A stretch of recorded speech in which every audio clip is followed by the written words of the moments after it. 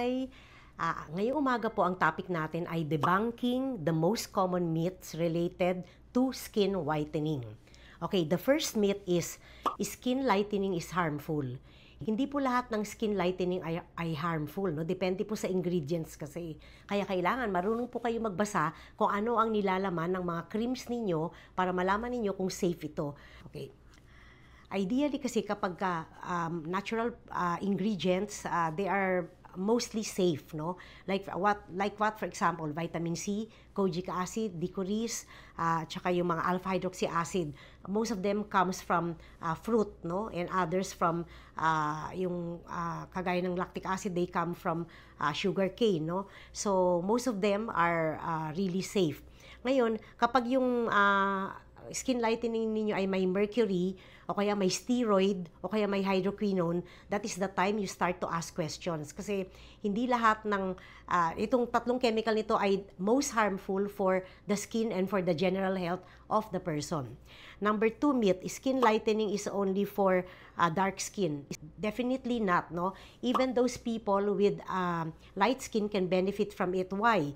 Kasi hindi lang naman whitening ang ano natin dito, ang ina-achieve natin or a fairer skin, but we also would like to get blemishes, like for example, melasma, yung mga yung mga freckles, yung mga iba pang post-inflammatory hyperpigmentation, like for example after acne eruption, no, umiitim. Yun, at saka any dark spots na kalalabas pa lang ay pwede natin ding matanggal through skin whitening. Kaya dapat hindi po tayo hindi po ito limited sa dark skin lang, kundi even fairer skin, and for all combination type of skin, pwede po natin siyang gamitin. Number 3, natural ingredients are ineffective for skin lightening. Minention ko na to kanina, marami tayong natural ingredients na napakaganda at napakahusay sa pagpapaputi. Number 4, myth, no? All lightening results are permanent. Okay, definitely not, no? Kasi kapag ang natural kulay ng skin mo ay dark, syempre, kailangan i-maintain mo to at saka talagang alagaan mo para maging, sabihin na natin, long-lasting yung effects ng skin whitening mo. Dahil kung hindi mo to alagaan, hindi mo maintain, syempre, babalik lang sa dati dahil ayun ang natural skin color mo. So, what you were given during birth will never be made permanent by topical creams or oral medications kasi yun na yung talagang skin color mo. So, you have to do a maintenance treatment and take care of your skin properly. And then number 5, skin lightening products works overnight? Definitely not, no? Kasi hindi po magic, kaya nga itong mga pasyente ko minsan nagtataka ako, para akong si God, no? Na kailangan pagpahid nila ng isang linggo, puputi na sila. Hindi po ganun. This is a gradual thing, no? The longer you use it, the better the results, no?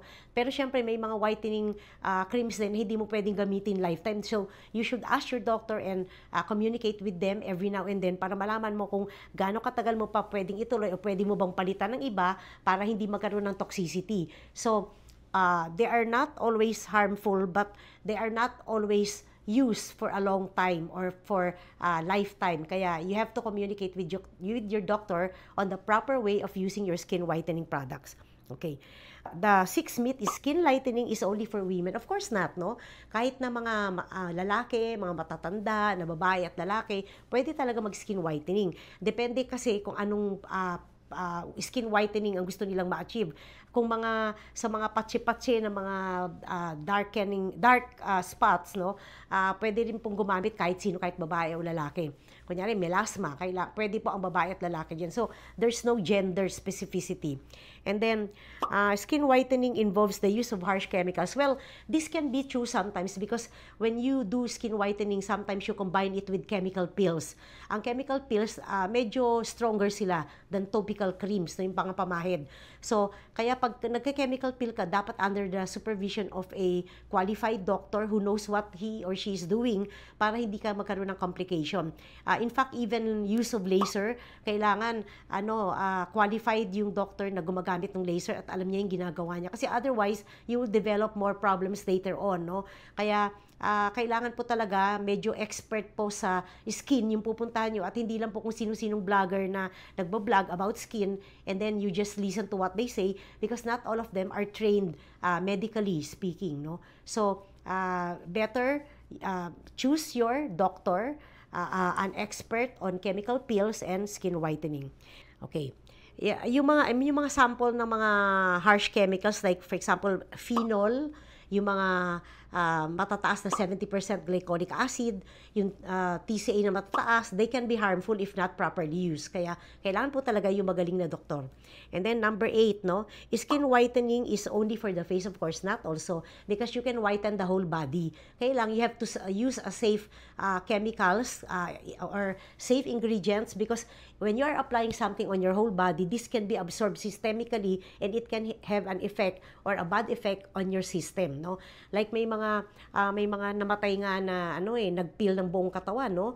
Nagkaroon sila ng yung kagaya ng phenol, resorcinol ginamit sa whole body, may namatay na po diyan. Kaya kailangan po talaga alam po ninyo yung ginagamit ninyo, talagang ito ay legitimate na chemicals na ginagamit na safe at walang mga complications when you apply it all over the body. Kaya you should consult your dermatologist who is really a board certified dermatologist.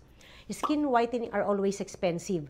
Hindi naman po. Well, sabihin ko na honestly, karamihan medyo expensive kasi like me in my clinic, I use imported products, no?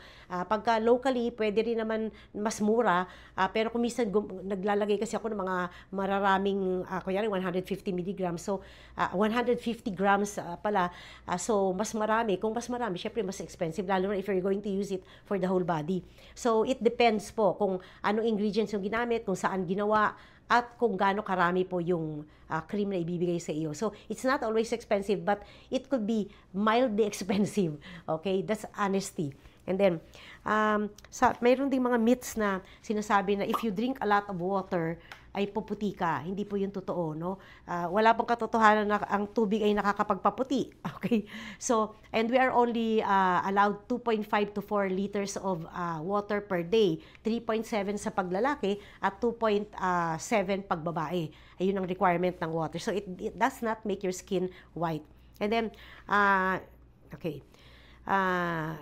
Yung another myth, no, laser increases the risk of skin cancer. Hindi po naman, no.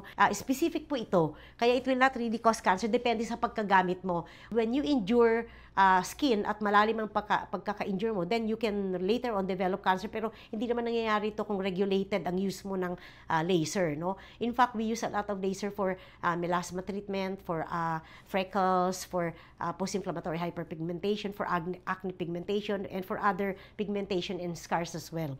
And then, well, definitely laser can burn your skin, no? Sometimes. So, kailangan po talaga qualified po yung doktor na gagawa sa inyo at yung talagang gumagamit ng laser. Vitamin consumption gives you a fair complexion. Well, vitamins are really very good for the health of our whole body. Pero, pag sobra-sobra naman po, anything in excess can be harmful to your body. And then, okay, wala na siguro tapos na, nasabi ko na lahat. Well, skin whitening treatments are painful. They are sometimes, no? But we do a lot of things to make the pain lesser and mas tolerable yung treatment. So, we do that. We doctors do that. We give pain relievers, topical anesthesia so that they can tolerate the procedures for skin whitening better. So, yun. Yung iba na hindi ko na binilang, those are just in addition to all the myths, no? Pero if you have any more questions, just please get in touch through my numbers and please like and share my account.